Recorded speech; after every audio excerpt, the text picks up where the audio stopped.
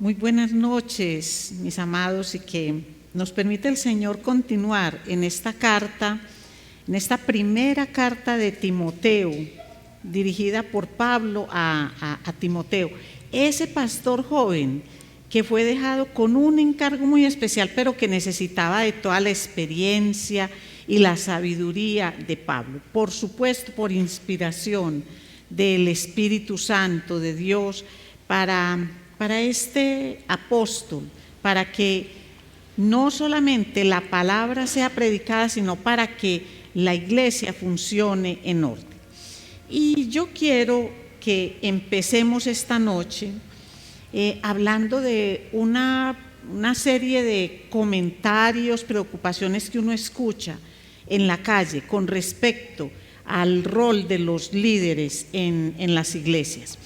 Hay mitos acerca de lo que es el superpastor, que todo lo puede, todo lo sabe, todo lo hace, todo lo controla, no necesita a nadie que le ayude, pero que tiene una fragilidad mental que hace que se quiebre.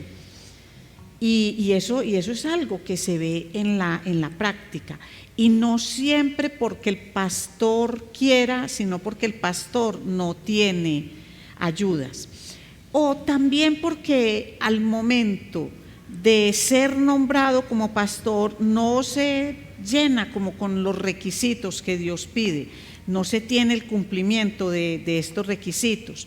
Entonces empieza a verse la caída de estas personas, caídas que muchas veces son por críticas.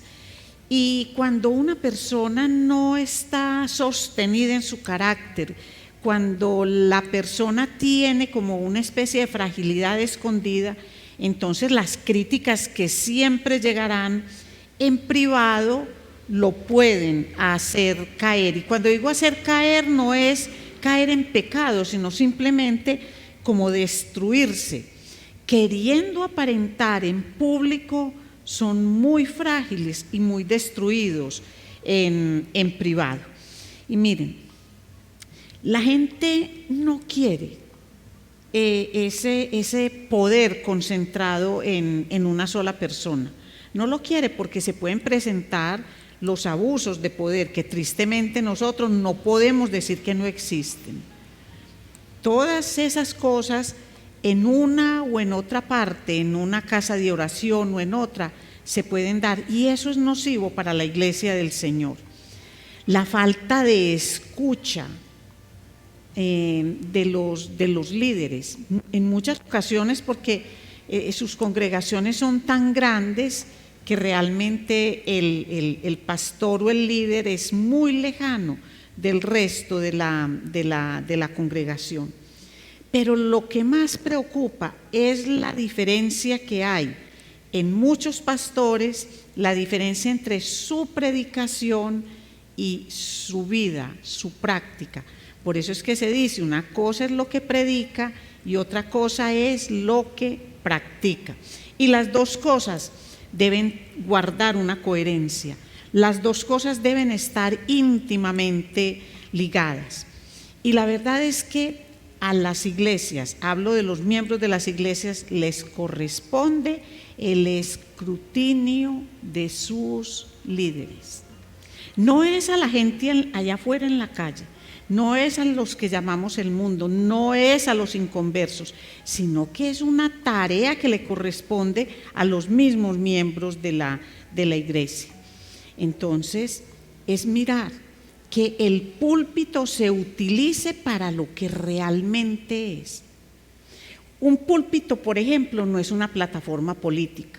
Que se hable de política es diferente si el texto lo manda, porque sabemos que todo lo que ha sido la palabra de Dios ha sido inspirada por Dios a través de personas, para comunidades, para sociedades, para países, para el mundo entero, en medio de todas sus circunstancias. Y una de esas circunstancias es la política, pero no para influenciar, coartar la libertad de las personas, lanzar candidatos y cosas de estas. No debe usarse el púlpito como plataforma política, como tampoco se debe usar una congregación para enriquecimiento, para abuso de poder, ni para ninguna de esas cosas que el Señor no permite y no avala. La verdad es que nosotros vemos que ahorita con este auge de las redes hay una inmensa cantidad de llamados maestros, predicadores, teleevangelistas, pastores con iglesias virtuales, porque yo creo que ustedes ya saben que existen iglesias virtuales. Pero mucha gente que habla y a veces tienen muchos recursos en la retórica, buenos argumentos aparentemente para llevar a la gente enseñanzas, grandes equipos, muchos recursos económicos dedicados a eso para que cuando se suba a las redes el mensaje pueda ser difundido a mucha gente, a muchas personas. Pero entonces muchos maestros y poca verdad. Muchos quieren enseñar, pero no todos quieren ser transformados por las enseñanzas que dan. Es decir, predicar sí, pero dejar que la palabra me transforme, y practicar no, porque mucha gente ni cuenta se da acerca de quién es el que está haciendo esto. Entonces, lo que vamos a leer hoy es la voluntad de Dios, es la inspiración de Dios, porque es Dios quien ha conformado la iglesia, es Dios quien dice cómo quiere la iglesia, y es Dios quien dice cómo es el pastor que la iglesia necesita. Es indispensable que nosotros tengamos eso. Y esto no es solamente de nuestra época, sino que ha sido de todo el tiempo. Cuando nosotros vemos en el Antiguo Testamento, el Señor levantó pastores con condiciones específicas y los levantaba de una tribu especial, una tribu sacerdotal a la cual Él le dio indicaciones especiales. Pero para nosotros hoy, que vivimos en lo que conocemos como el Nuevo Testamento, también hay normas, y son normas que se tienen que seguir, son normas que no se pueden pasar por alto.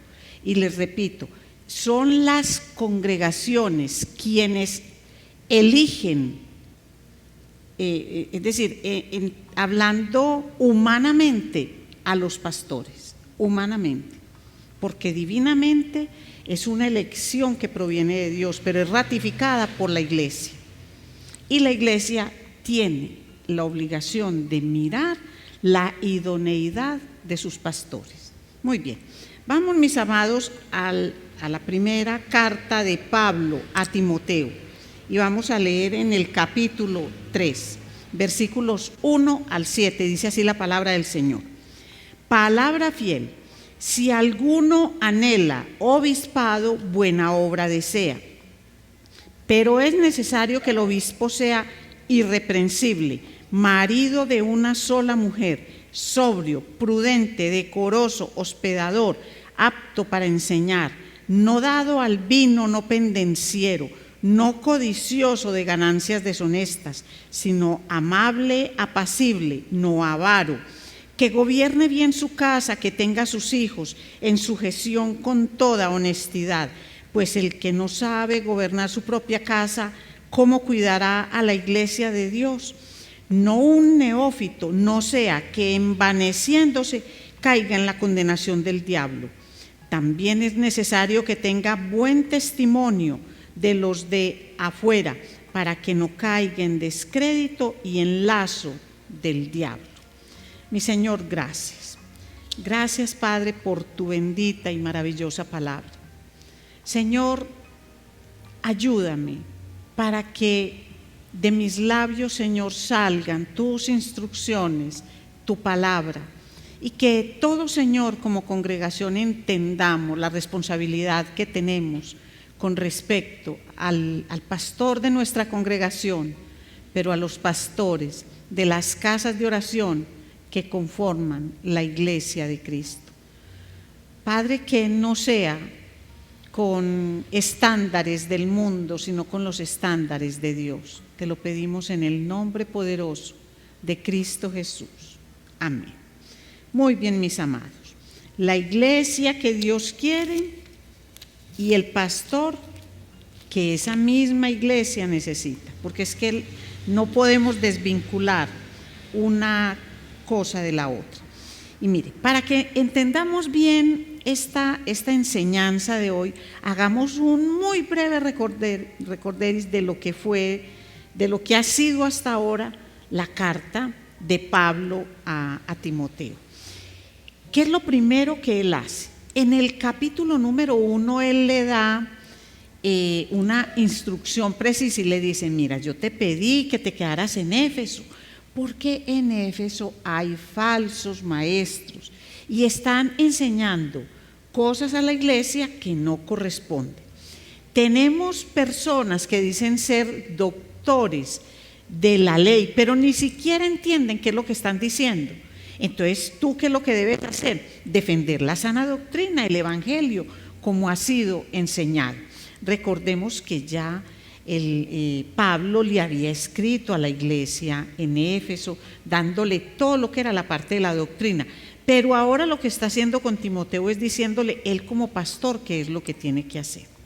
Luego en el capítulo 2 vemos cómo dice: bueno, entonces debes defender la sana doctrina, pero dentro del culto se deben tener ciertas observancias que permitan que sea un verdadero culto de adoración. Entonces ahí retoma mucho el tema de la oración y del comportamiento dentro de la casa de oración, cómo los hombres deben orar y cuál es el puesto, las labores que deben ocupar las mujeres. Entonces, una vez dimensionado eso, una vez dada la enseñanza para que se proteja la doctrina y cómo se deben comportar dentro de la casa de oración para que de verdad sean cultos de adoración, entonces dice: ahora sí, vamos a hablar de el pastor. El obispo es el pastor, es el anciano, y aquí por las características se refiere a la persona que asume el liderazgo dentro de la congregación. Para el miércoles siguiente vamos a hablar de todos los servidores en todas las áreas, pero aquí es importante que miremos a quién se refiere. Entonces, una iglesia conformada como el Señor ha pedido que se conforme, con toda la doctrina del evangelio como el Señor pide que se predique, entonces necesita pastores con un carácter aprobado. Y mire que empieza diciendo: palabra fiel, si alguno anhela obispado, buena obra desea, pero si bien el deseo es necesario, no es suficiente. Y eso lo debemos tener en cuenta, porque no se habla aquí de un deseo, de un anhelo de ser pastor como una cosa pecaminosa, porque es que hay personas que inclusive estudian, se preparan y creen que la sola capacitación académica es suficiente para ser constituidos como pastores, pero el pastoreo es por llamado. El que llama es el dueño de la iglesia. ¿Y quién es el dueño de la iglesia? Es Jesús. Entonces Él es el que hace el llamado. El llamado entonces es por elección divina, pero cuando la elección divina se da, en la persona empieza a darse un proceso. Creo que todos sabemos que Dios pone en nosotros tanto el querer como el hacer por su buena voluntad. Y cuando una persona es elegida para el pastoreo, hay como un deseo que es naciente, se empieza a ver, pero también es indispensable que la congregación lo respalde. Y enseguida vamos a ver, a medida que vamos leyendo, todo lo que son los requisitos, lo que debe hacer o ser un pastor y lo que no debe hacer o no debe ser ese pastor, implica que hay un escrutinio público, implica que no son solamente cosas que él diga: no, es que es entre Dios y yo, no, sino que entre Dios y yo empieza el tema del llamado. Ahí empieza todo lo que significa para una persona aceptar esa comisión en muchos aspectos de la vida. Pero lo más importante aquí es el carácter, y el carácter quiere decir transformación, que obre conforme a como Dios manda. Entonces, lo que vemos nosotros aquí con ese deseo es que el deseo abre la puerta para que las cosas se puedan dar, pero el carácter de la persona es realmente la que permite que esa puerta siga abierta. Es decir, una puerta que Dios abre, claro está, pero si la persona no tiene el carácter que Dios pide para que esto se dé, no debería estar en el liderazgo de ninguna casa de oración.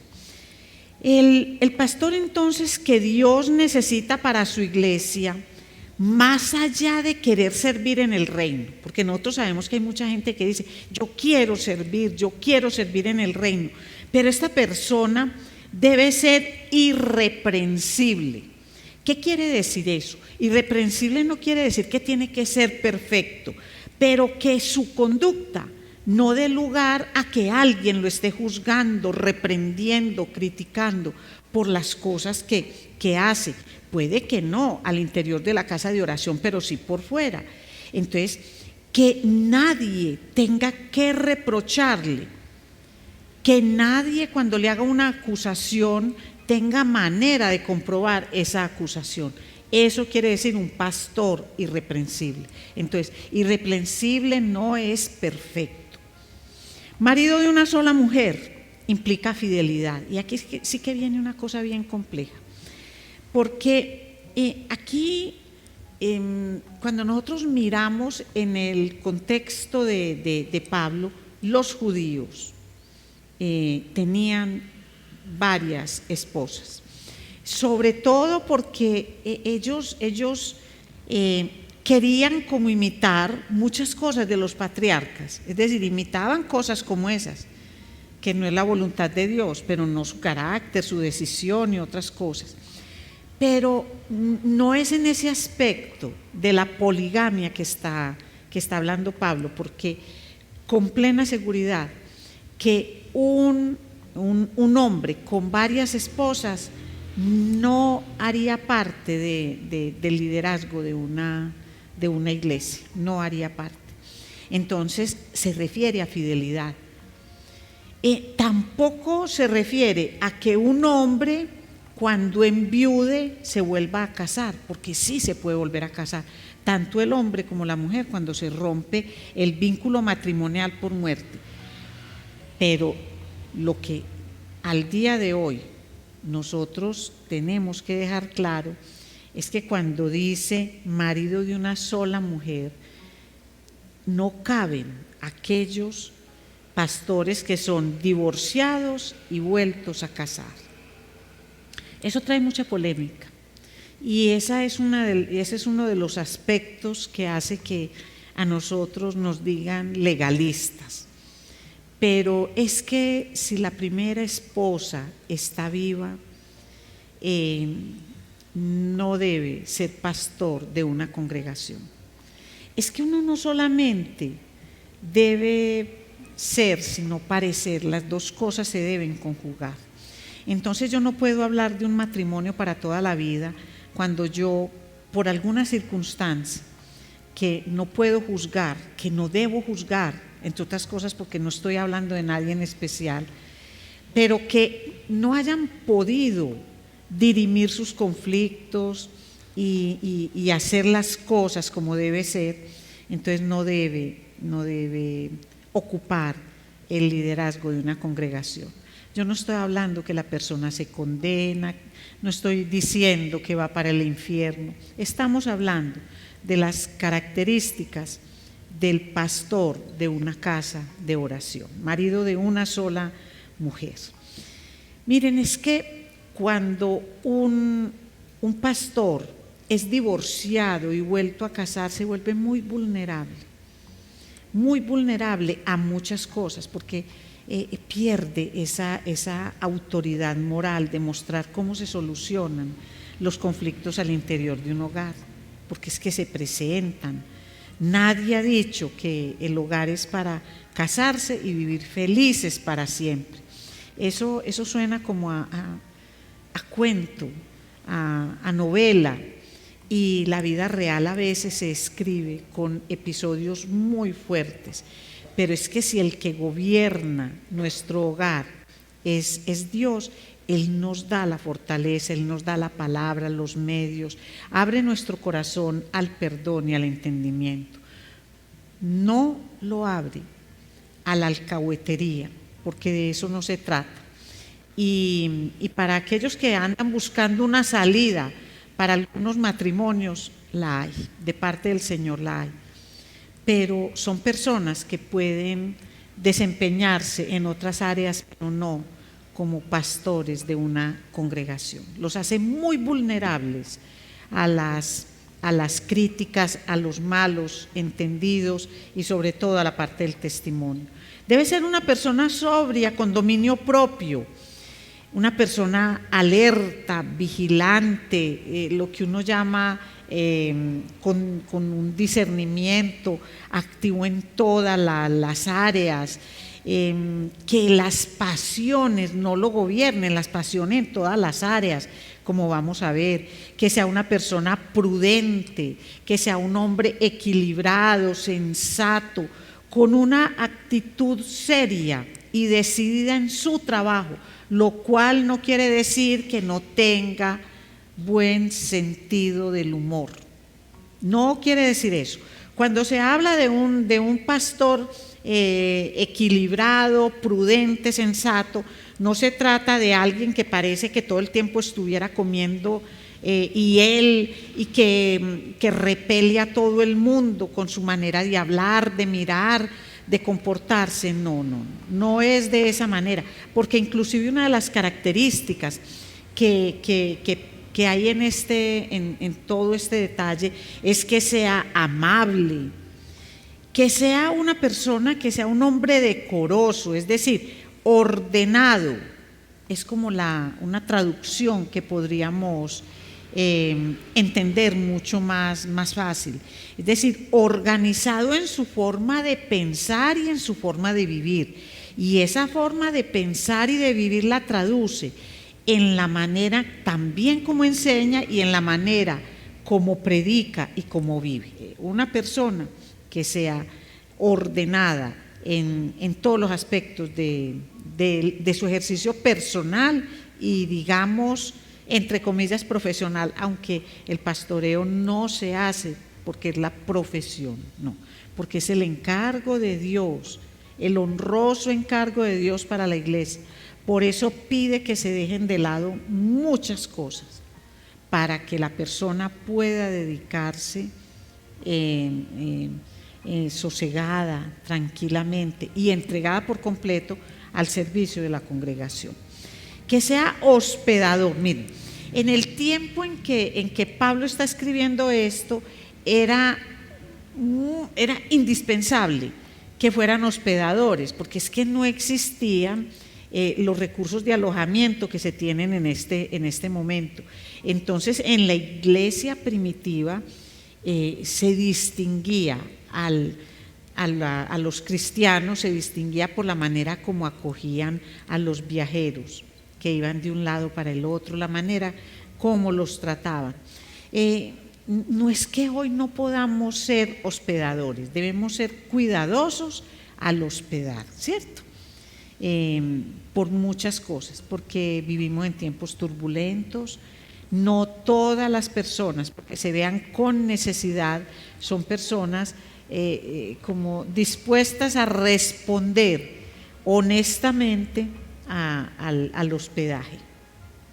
Entonces, en la actualidad, para esto de entrar personas desconocidas a mi casa, hay muchas limitantes, pero hay muchas formas de ayudar.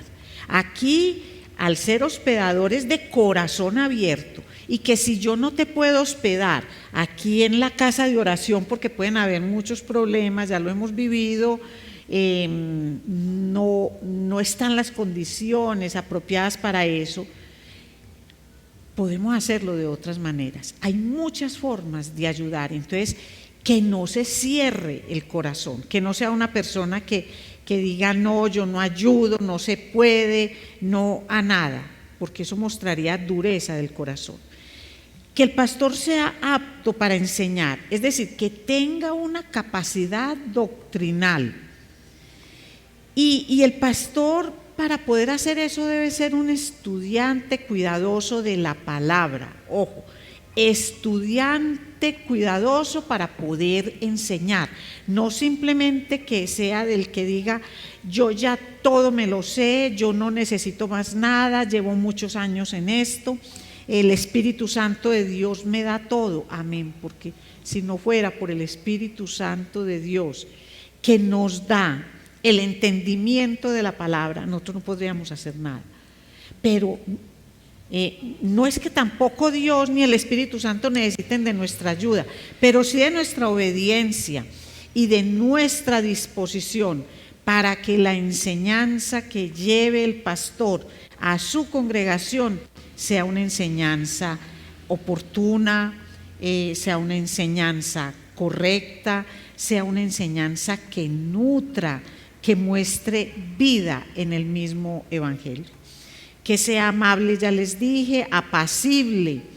Y miren, estas son características que se ven en el pastor al interior de la congregación, todas estas que hemos visto, y deben estar al servicio de la misma congregación.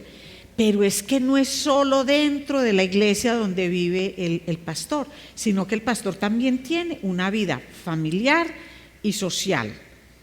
Así, por ejemplo, viviera solo, tiene una familia que lo rodea y tiene una sociedad en medio de la cual él vive.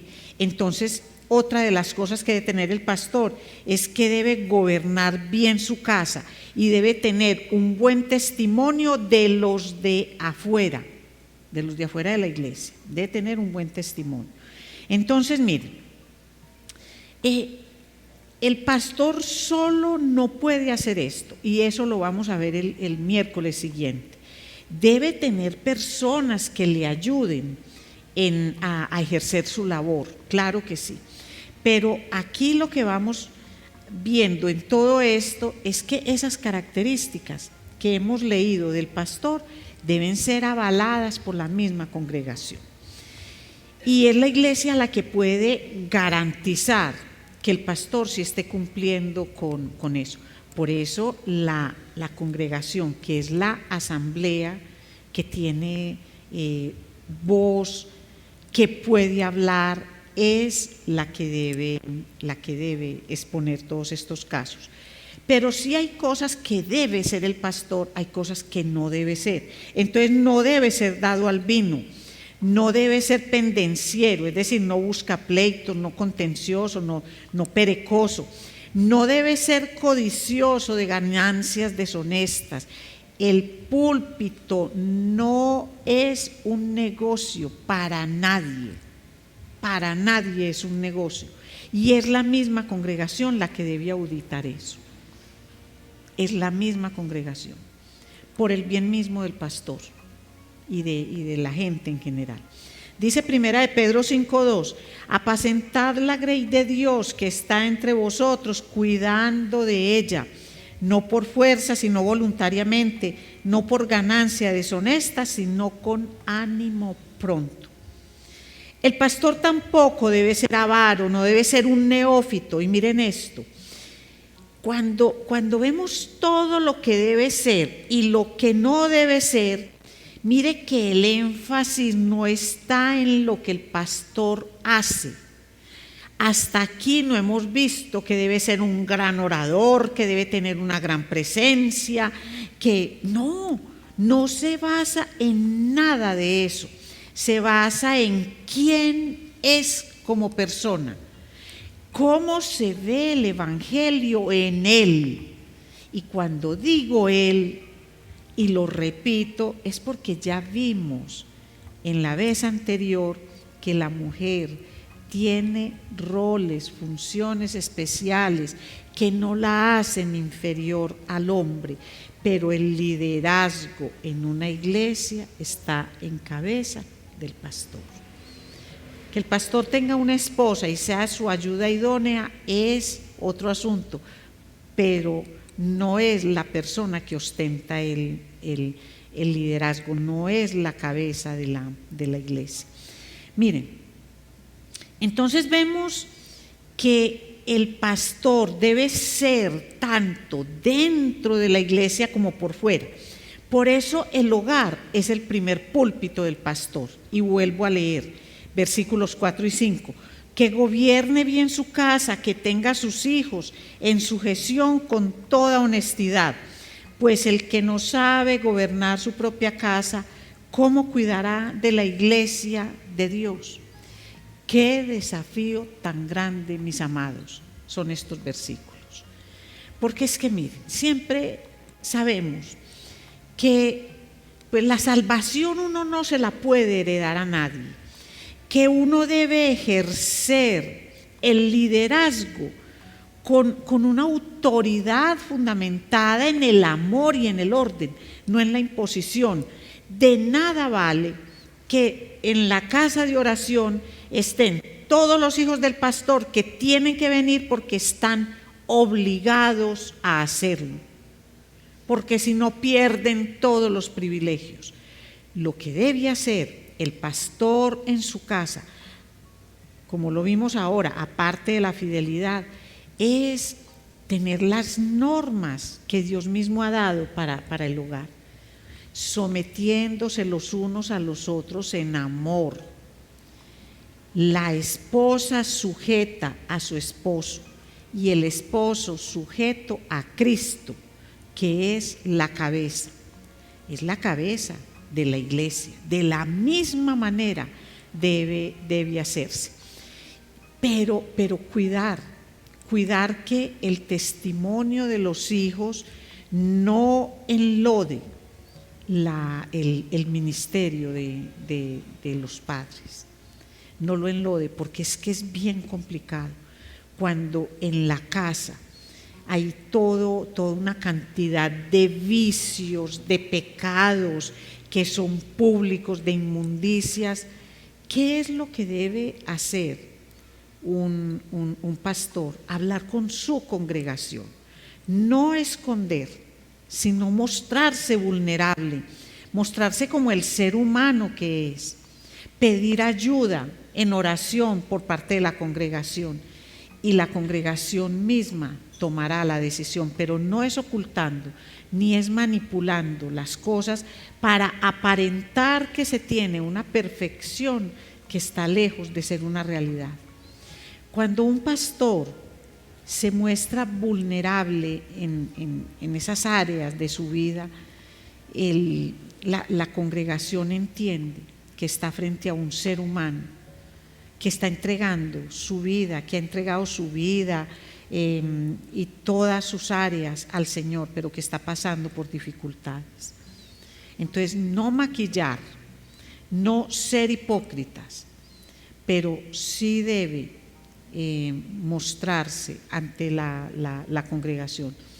Y saben una cosa, mis amados, si son tan, digamos, vergonzosos los pecados, tan evidentes, tan nocivos a otras personas, hacerse a un lado por el bien de la congregación. Por el bien de la congregación. No estamos hablando que el pastor se condena porque sus hijos hayan tomado caminos torcidos, pero sí dice el Señor, si un pastor en su propia casa no imparte orden, ¿cómo lo va a impartir en la iglesia? Y hay muchas cosas. Es que cuando dice impartir orden, no es impartir perfección, pero es que el pastor como líder del hogar no permita que su casa sea una casa contaminada por todos los pecados. Es decir, en la casa de un pastor no puede haber concubinato, en la casa de un pastor no puede haber distribución de drogas, no puede ser un centro donde se hagan cosas inapropiadas. Es eso a lo que yo me refiero, es esa parte. Entonces, no perfección, pero sí que haya autoridad con amor y con orden, para que los mismos miembros de la congregación vean en esas familias pastorales que sí es posible vivir el Evangelio, que sí es posible llevar adelante todo lo que el Señor pide. Entonces es entender que hay cosas que se podrían ocultar en un púlpito, detrás de un púlpito, pero el hogar los revela. El hogar muestra realmente qué es lo que se está viviendo. Miren otro aspecto que nos muestra que el compromiso de la misma congregación es indispensable para avalar el trabajo pastoral o la permanencia de un pastor en una congregación. El versículo 7 dice: también es necesario que tenga buen testimonio de los de afuera, para que no caiga en descrédito y en lazo del diablo. Es decir, un testimonio irreprensible. Y es indispensable, porque es que si no se da ese testimonio, si no se le da buen testimonio a la gente en la sociedad, allá donde el pastor se desenvuelve, con sus amigos, con la familia, con todo el mundo, entonces ¿cómo se va a permitir que pastoree una casa de oración? Si es una persona que todo el mundo dice, no, mire, es que es un ladrón, un pícaro, es un bandido, es un engañador, es un malicioso, consume pornografía, hace tantas cosas, ¿cómo se va a permitir? Ese testimonio es necesario con los de afuera para que no haya descrédito para el pastor y ese descrédito no contamine la misma casa de oración. Miren, otro que tiene que ver también con el aspecto externo, es decir, al pastor, y que debe ser validado por la congregación. El pastor no debe ser neófito. Y a veces las congregaciones eligen personas porque la persona habla bien, porque la persona, digamos, se ve de acuerdo a cómo lo juzgue la misma congregación, lo ven como bien presentado, dispuesto, es que tiene ganas, es que quiere, pero no ha tenido una preparación en tiempo y en conocimiento de la misma palabra, entonces no ha podido crecer en madurez. Y esa madurez ustedes saben que requiere de un tiempo. Yo no estoy fijando cuánto tiempo, sino que debe haber, la madurez no se da de una vez, es decir, yo no puedo decir que recibo a Cristo como mi Salvador y de una vez soy maduro en la fe. No, yo voy creciendo en la fe. Pues lo mismo se debe tener en cuenta con un pastor. Miren, no sea que envaneciéndose caiga en la condenación del diablo. Es que hay personas que llegan y de una vez ya quieren el púlpito, de una vez ya quieren dirigir y de una vez quieren enseñar. Entonces, mucho cuidado con eso. Miren, hay algo muy claro para el pastor de una congregación, le debe quedar completamente claro, y es que el ministerio pastoral puede, como dicen muchos, levantar a una persona, no que la haga más que los demás, sino que la vuelve vulnerable. Cuando un pastor es elegido por la congregación, en lugar de ser protegido y escondido aquí detrás de un púlpito, no, por el contrario, se levanta para ser expuesto ante la misma congregación. Un pastor no puede tener cosas ocultas. No quiere decir que no tenga vida privada. Es que esa vida privada no puede ser el espacio para ocultar cosas que van en contra de Dios y de su palabra. No puede haberlos. Entonces, concluyamos esta enseñanza con lo siguiente. Mire, cuando pensemos en el capítulo 1 de Primera de Timoteo, pensemos que la verdad del Evangelio está en peligro. Por eso Pablo le dice, defiéndela. En el capítulo 2 dice, defiéndela y vive correctamente en la casa de oración. Actúa correctamente como hombre y como mujer. Pero en el capítulo 3 le dice, bueno, es que esa verdad que vas a proteger debe ser encarnada por el pastor, y lo vamos a ver, por todos los líderes que le ayuden en la labor. Porque la iglesia que Dios quiere necesita pastores que cumplan con todas las cosas que ellos mismos están predicando. Porque Dios quiere una iglesia, la muestra, dio su vida por una iglesia con unas características especiales y elige pastores para que vivan de acuerdo con esa misma verdad que se predica. Entonces, eso es lo que nosotros tenemos que examinar. Aquí todos nosotros como congregación estamos defendiendo la verdad del Evangelio. Vivimos el orden que Dios manda para las casas de oración. Y entonces tenemos que responder a eso, pero debemos responder también, el pastor que Dios ha elegido para nuestra congregación respalda el llamado con su propio testimonio. Y es algo que nosotros debemos siempre revisar. Mire, porque es que no se puede proteger la verdad del Evangelio cuando quien lidera la casa de oración con su vida contradice el Evangelio. Eso no lo podemos permitir, porque la verdad de la iglesia se debe defender, pero el pastor debe encarnar la verdad de la iglesia. El pastor también es un pecador, como lo somos todos nosotros. Por eso se dice que sea irreprensible, no perfecto, pero con todos esos requisitos el pastor debe cumplir para el bienestar de la iglesia, porque se debe dar eso, porque la iglesia que Dios quiere, Él siempre ha dicho cómo debe ser, y esa iglesia necesita un pastor que encarne esa verdad. Señor, gracias te damos por tu palabra, porque hablas claro, porque no disimulas, Señor. Señor, porque tú le exiges a la iglesia para que la iglesia viva conforme a lo que es el Evangelio, esa iglesia por la cual diste tu vida.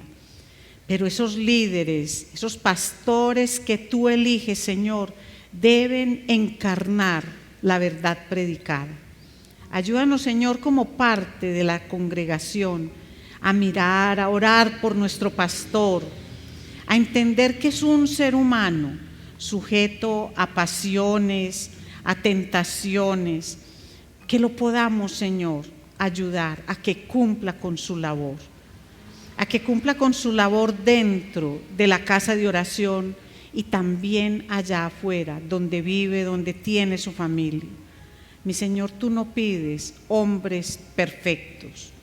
También, Señor, por los pastores de todas las casas de oración, has dado tu vida para que ellos se ciñan a tu palabra, para que cuando tengan alguna ocasión de caer, vengan a ti, te pidan perdón. Señor, ayúdalos. Padre, permite que las casas de oración tengamos pastores que encarnen tu palabra, seres humanos que muestren no perfección, pero sí una total sujeción a tu palabra. Que no tengan el púlpito como un trono, sino que tengan el púlpito como esa misión a la cual tú los llamaste. Que cuiden a las ovejas, que las protejan de los lobos que quieren devorarlas. Que enseñen la palabra de verdad, Señor, y que no estén llenos de esos vicios que distorsionan tu palabra. Ayúdanos, Señor, no a criticar, sino a orar y ayudar a construir, para que tengamos, Señor, esa iglesia que tú quieres y los pastores que esa iglesia necesita. Te lo pedimos en el nombre poderoso de Cristo Jesús. Amén.